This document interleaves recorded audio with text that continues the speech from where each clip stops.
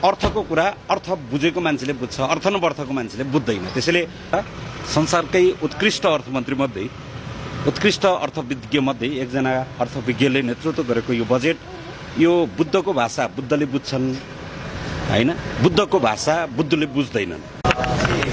मान्यज्यू नमस्कार।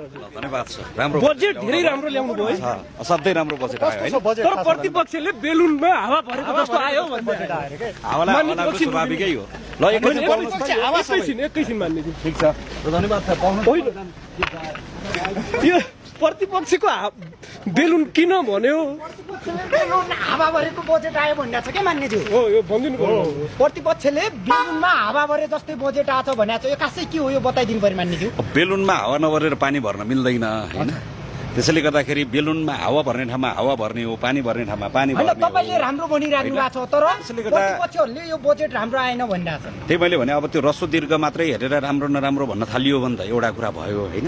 त्यसैले गर्दा संसारकै उत्कृष्ट अर्थमन्त्री मध्ये, उत्कृष्ट अर्थविज्ञ मध्ये एकजना अर्थविज्ञले नेतृत्व गरेको यो बजेट, यो बुद्धको भाषा बुद्धले बुझ्छन् हैन, बुद्धको भाषा बुद्धले बुझ्दैनन्। त्यसैले सर्पको खुट्टा सर्पले देख्छ। त्यसैले अर्थको कुरा अर्थ बुझेको मान्छेले बुझ्छ, अर्थ नबर्थको मान्छेले बुझ्दैन। त्यसैले एकचोटि उहाँहरूले त्यो रिपोर्ट चुनावमा बाले बिरामीको त्यो रिपोर्ट हेरेको जस्तो सर्वै करङ मात्रै देखिन्छ त भन्नुहुन्थ्यो उहाँको बुवाले। त्यसै गरी फेरि अहिले पनि उहाँहरूले यो अर्थ नबर्थको अर्थ लाउनु भयो भने चाहिँ त्यो स्वाभाविक सुनिँदैन। एकचोटि लगेर डाक्टरको भाषा डाक्टरलाई नै देखाउनु भयो भने चाहिँ उहाँहरूले यसको बारेमा अर्थमन्त्रीले चाहिँ विश्व चाहिँ बुझ्नुभयो, नेपाल बुझ्न सक्नु भएन भने टिप्पणी गरिराख्नु भएको छ। ठिक छ, उहाँहरूले भन्ने कुरा मैले फेरि पनि भने, उहाँहरूले सतै टिप्पणी गर्ने कुरा एउटा हो।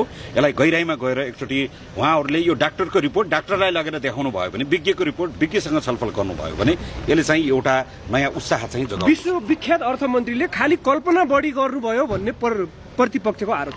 कल्पना मात्र, यो कार्यान्वयन हुने सम्भावनै छैन भन्नुभयो उहाँले। यो ठुलो बजेट आयो, कार्यान्वयन जानु पूर्व कल्पना नै गर्ने, इमेजिङ नै गर्ने, एउटा त्यो सोच बनाउने हो। एउटा सोच सहितको एउटा प्रतिबद्धता आएको छ। त्यसैले गर्दाखेरि अहिले अब फेरि यसलाई सडकको ढङ्गबाट मात्र टिप्पणी नगरौँ, यसको अलिकति गहिरामा गएर अब यसो भनिदिनुहोस् न, दलितका सन्दर्भमा अधिकार दिने सन्दर्भमा दलितलाई उपेक्षित गरियो भन्दै हुनुहुन्छ, उहाँका सन्दर्भमा कसरी बजेट आइराखेको छ? तपाईँले अहिले सुनिहाल्नुभयो, दलित बच्चाहरूलाई पोषण भत्ता दिने कुरादेखि होइन, यसमा त यो हामीले नै बनाएको बजेट हो, हामीले नै दिएको सुझावमा विज्ञ एउटा यसको अर्थविज्ञले बनाएको यो बजेट हो। त्यसैले गर्दाखेरि दलित समुदायको परम्परागत शिक्षा क्षमताका कुराहरूदेखि, दलित समुदायमा होमस्टे सञ्चालन गर्नेदेखि, दलित समुदायका पोषणका कुरा, शिक्षा, स्वास्थ्य, यो समग्रता कुरा छ। त्यसमा पनि अझै दलित समुदायलाई त अझै बढी प्राथमिकतामा राखेर आएको छ। धन्यवाद।